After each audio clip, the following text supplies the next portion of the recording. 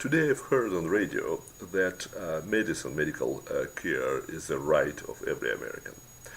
In the Soviet Russia, they also declared that the medicine is a right, and also declared that housing is a right of every Soviet citizen. My grandfather had a four-bedroom apartment in the middle of St. Petersburg.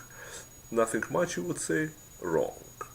He was considered rich by those who lived in the outskirts of the city, and after socialists promised the population equality, and home to each, a part of his apartment was expropriated, as they told. Expropriated means that the local representative of the Socialist Party came over and ordered my grandfather to squeeze his family into one room and moved four additional families of total strangers to his apartment. Now, on top of four people who lived there, my grandfather, my grandmother, and two children, there were additional 21 people who were using the same kitchen, one bath, and one toilet. And let me repeat, they were all 25 people used one bath, one kitchen, and one toilet.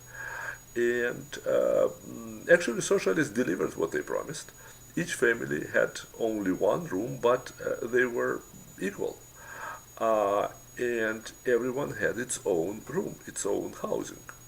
I bet Americans would love to be squeezed this way and let total strangers to share their apartments.